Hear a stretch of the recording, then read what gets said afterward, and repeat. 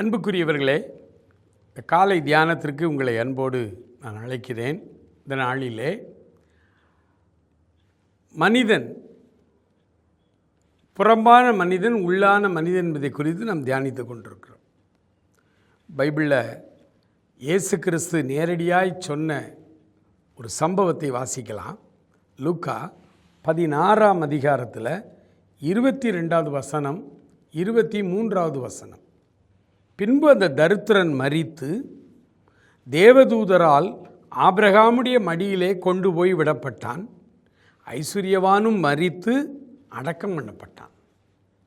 பாதாளத்தில் அவன் வேதனைப்படுகிற போது தன் கண்களை ஏறெடுத்து தூரத்திலே ஆபிரகாமையும் அவன் மடியிலே லாசருவையும் கண்டான். மரணமடைந்த பிறகு லாசருவும் மரணமடைந்து விட்டான், ஐஸ்வர்யவானும் மரணமடைந்து விட்டான். லாசரு மரணமடைந்த பிறகு அவனுக்குள் இருந்த ஆவியும் ஜீவனும், அந்த உள்ளார்ந்த மனிதன், அது லாசரு மாதிரியே இருந்திருக்கிறான். அதனால தான் அந்த ஐஸ்வர்யவானுக்கு இனம் கண்டுகொள்ள முடிந்தது, அடையாளம் கண்டிருக்கான். ஆபிரகாமுடைய மடியில் இருந்த தூரத்தில் லாசருவை பார்த்துருக்குறான். இப்போ மரித்த பிறகும் நமக்கு 2 கண் இருக்குது, கை இருக்குது, கால் இருக்குது, உடல் மாதிரி ஒன்று இருந்திருக்கு. ஏன்னா நாவு இருந்திருக்கு. ஏன்னா ஐஸ்வர்யவான் பேசுகிறார். என்ன பேசுகிறான்? தகப்பனாகிய ஆபிரகாமே, உங்கள் மடியில் உள்ள லாசருவினுடைய விரல் நுனி, அப்போ அவன் கையில் விரல் இருந்திருக்கு, விரல் நுனியை தண்ணியில் தோய்த்து என் நாவை, நாக்கு இருந்திருக்கு. செத்த பிறகு நம்ம உயிரோடு இருக்கும்போது நம்முடைய இந்த புறம்பான மனுஷனில் என்ன உறுப்புகள், என்ன காரியங்கள் எல்லாமே நம்முடைய ஆவியிலே இருக்குது. நம்முடைய ஆவிக்குரிய மனிதன், ஆவிக்குரிய மனிதனுக்கு இருக்கிறது. நினைவுகள் எல்லாம் இருக்குது, உணர்ச்சிகள் இருக்குது. இந்த கொடிய அக்கினி ஜுவாலையில் வேதனைப்படுகிறேனே கதறுகிறான். அப்போ உயிரோடு இருக்கும் பொழுது, மாம்சத்தில் புறம்பான மனுஷனாக இருக்கும்போது என்னென்ன உணர்ச்சிகள், என்னென்ன காரியங்கள் எல்லாம் இருக்குதோ அதே சேம் செத்த பிறகும் இருக்குது. இன்றைக்கி ரொம்ப பேர் இது தெரியாமல் தான் தற்கொலை பண்ணி செத்துட்டா எல்லாம் முடிஞ்சிருச்சுங்காங்க. ஆனால் மரணத்திற்கு பிறகு தான் ஒரு மனிதனுடைய உண்மையான வாழ்வு ஆரம்பிக்கிறது.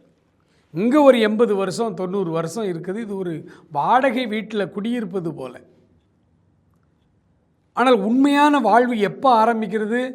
நம்முடைய இந்த புறம்பான மனிதன் உயிரற்ற சடலமாய் கீழே விழுந்து மண்ணோட மண்ணாக அடக்கம் பண்ண பிறகுதான் அந்த மனிதனுடைய உண்மையான வாழ்வு துவங்குகிறது. நான் யார் அப்படின்னா சகோதரர் சாம்ராஜ் அப்படின்னு சொல்லுவாங்க. ஆனால் நான் மரித்த பிறகு என்ன நடக்கும்? என்னுடைய இவருடைய சரீரம் அப்படிம்பாங்க. அது வரைக்கும் இந்த புறம்பான மனுஷனை பார்த்து தான் இவர் இன்னார், ஆகா ஓகோன்னு எல்லாம் சொல்லுவாங்க.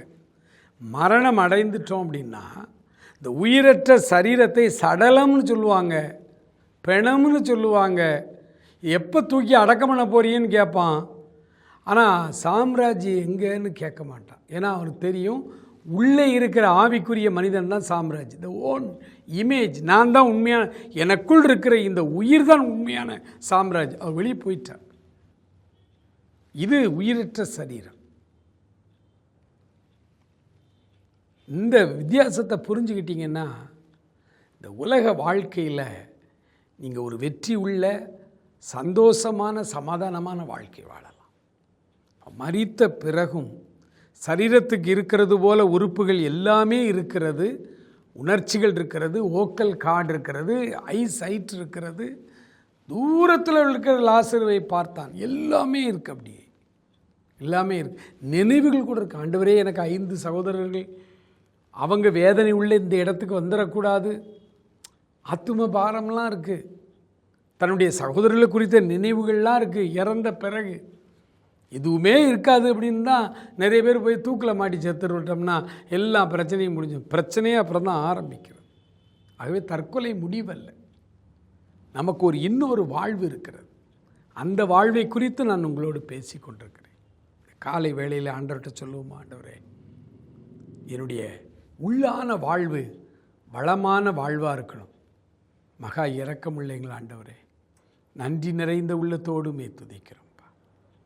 என்னுடைய உள்ளான மனிதன் நாளுக்கு நாள் வளர, புறம்பான மனுஷன் ஆண்டவரே அது நாளுக்கு நாள் அழிந்து போக என்னை முற்றிலுமாய் தாழ்த்துகிறேன்.